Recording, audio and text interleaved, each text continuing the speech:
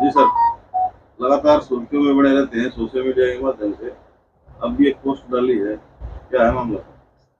कुछ नहीं, मामला कुछ नहीं है। मेरा सिर्फ उन समाज के लोगों से आग्रह अपील है जो सीधे सीएम आवास पे जिनकी एंट्री है और जिन्हें जिम्मेदारी भी सरकार में मिली हुई है। तो मेरी उनसे ये प्रार्थना है कि समाज के लोगों के काम करवाएं।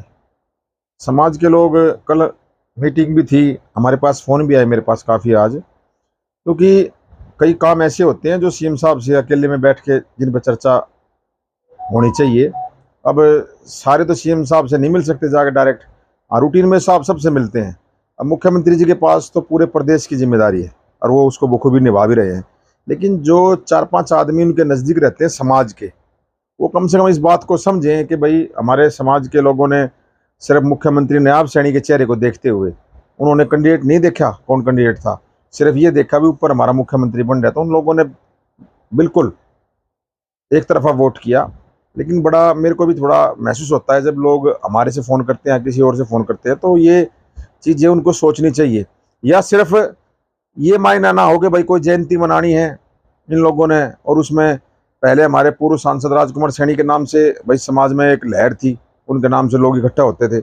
आज भाई लहर चौधरी नयाब सैनी जी की मुख्यमंत्री हो प्रदेश के, उनके नाम से ही हमारे समाज के हज़ारों लोग किसी भी कार्यक्रम में चले जाते हैं।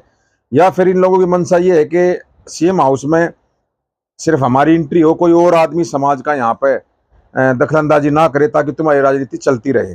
या सिर्फ समाज को ये समझ रखा है जयंती मना के चीफ गेस्ट आज के समय में मुख्यमंत्री नयाब सैनी जी को बना के, और फिर जब नोता देने जाते हैं पूरे हरियाणा में तो सिर्फ एक ही बात कहते हैं कि मुख्य अतिथि चौधरी नयाब सिंह सैनी है, क्योंकि उनके नाम से आदमी आ जाते हैं।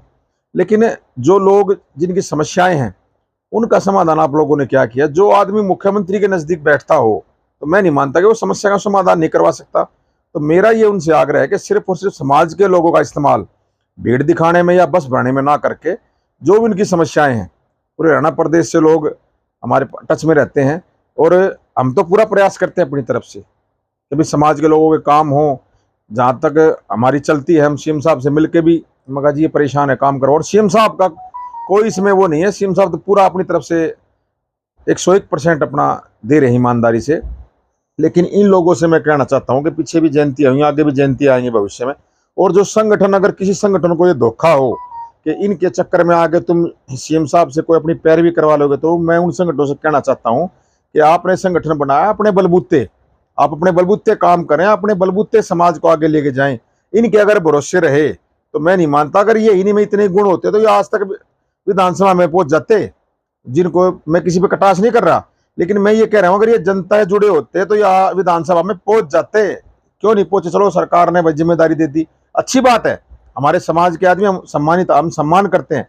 लेकिन मेरे भाई थोड़ा सा ये विचार करो ना कि समाज के लोग भी परेशान हैं, उनकी बात को अगर सही प्लेटफॉर्म पे रखा जाएगा तो मैं मानता हूं कि बहुत सी समस्याओं का समाधान तो वैसे ही हो जाएगा।